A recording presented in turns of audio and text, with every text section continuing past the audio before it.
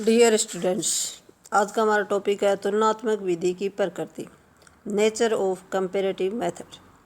तुलनात्मक विधि की धारणा कोई साधारण धारणा नहीं है। किसी भी दो या दो से अधिक राजनीतिक इकाइयों की तुलनात्मक अध्ययन के लिए प्रयोग की गई विधि की तुलनात्मक विधि का नाम नहीं दिया जा सकता। यदि कोई अध्ययनकर्ता ब्रिटिश प्रधानमंत्री तथा भारत के किसी नगर की नगरपालिका के प्रधान की शक्ति और स्थिति का तुलनात्मक अध्ययन करता है तो कठोर सैद्धांतिक पक्ष के अध्ययन को तुलनात्मक विधि द्वारा अध्ययन नहीं कहा जा सकता। तुलनात्मक विधि का अर्थ किसी भी एक इकाई का किसी दूसरी इकाई से तुलना करना नहीं है। तुलनात्मक विधि तो एक रचनात्मक प्रक्रिया है। इस विधि के अधीन केवल उन इकाइयों का ही तुलनात्मक अध्ययन किया जा सकता है जो तुलना योग्य हैं। तुलना योग्य होने से अभिप्राय यह है कि तुलनात्मक अध्ययन के फलस्वरूप कोई ठोस सिद्धांत निश्चित किए जा सके। इसके प्रयोग के लिए निम्नलिखित शर्तों का होना आवश्यक है। नंबर 1 है तुलना की इकाइयों के संकल्पवादी ढांचे की समानता। तुलनात्मक विधि के लिए ये आवश्यक है कि तुलना के लिए चुनी गई इकाइयों के ढांचे में समानता हो। संकल्पनावादी ढांचों में समानता का अर्थ यह है कि अधीन इकाइयाँ मुख्य पक्ष से एक समान हों। उदाहरणतः भारत ब्रिटानिया की संसद का तुलनात्मक अध्ययन तुलनात्मक विधि द्वारा किया जा सकता है। इन दोनों संस्थाओं की बहुपक्षीय कार्यशीलता में अनेक अंतर होंगे, परंतु दोनों में मुख्य समानता यह है कि दोनों ही अपने अपने देश के राष्ट्रीय विधानमंडल हैं। पॉइंट नंबर 2 है तुलनात्मक संकल्पनावादी या सैद्धांतिक विषयों का चुनाव।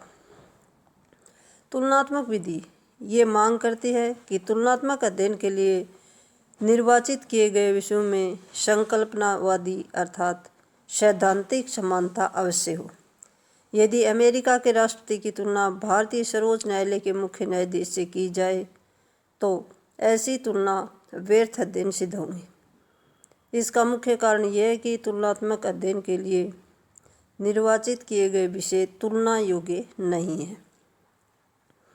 पॉइंट नंबर 3 है तुलना के अधीन इकाइयों की परिभाषा होनी चाहिए।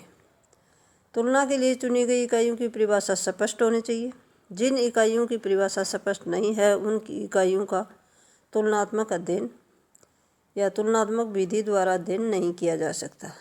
राजनीतिक प्रणाली, राजनीतिक संस्कृति, राजनीतिक सामाजिकरण आदि के विषयों के संबंध में यह स्पष्ट परिभाषा दी गई है। ऐसे विषयों का तुलनात्मक विधि द्वारा अध्ययन करना संभव है। समाज तथा प्रजातंत्र के संबंध में अब तक विवाद चल रहा है। इन धारणाओं के संबंध में अनेकों विद्वानों ने विचार दिए हैं। इन विषयों की परिभाषा स्पष्ट नहीं है, अतः उनका तुलनात्मक अध्ययन तुलनात्मक विधि द्वारा नहीं किया जा सकता। उनके लिए निश्चित परिभाषा जरूरी है। पॉइंट नंबर 4 है सिद्धांत निर्माण के लिए अनेक अध्ययन अनिवार्य। दो राजनीतिक इकाइयों का केवल एक तुलनात्मक अध्ययन सिद्धांत निश्चित करने के लिए पर्याप्त नहीं है। विश्वसनीय सिद्धांत निश्चित करने के लिए अनिवार्य है कि उन इकाइयों का कई बार तुलनात्मक अध्ययन किया जाए। यदि प्रत्येक अध्ययन के पश्चात एक समान अनुभव हों तो उन अनुभवों के आधार पर संबंधित सिद्धांत निश्चित किया जा सकता है। ऐसा सिद्धांत प्रयोगसिद्ध होना चाहिए। अन्य शब्दों में यदि आलोचक उस सिद्धांत संबंधी कोई आपत्ति उठाता है तो उस आपत्ति को दूर करने के लिए निश्चित किए गए सिद्धांत की पुष्टि की जानी अनिवार्य है। ऐसा तभी संभव हो सकता है यदि अनेकों तुलनात्मक अध्ययन करने के पश्चात ही कोई सिद्धांत निश्चित किया जाता हो। प्रभावकारी तथ्य ये सत्य है कि तुलनात्मक अध्ययन के लिए निर्वाचित की गई राजनीतिक इकाइयों में मुख्यतः समानता अवश्य होती है, परंतु उसके साथ यह भी व्यवहारिक सच्चाई है कि ये यूनिट एक सी परिस्थितियों में कार्य नहीं कर सकती।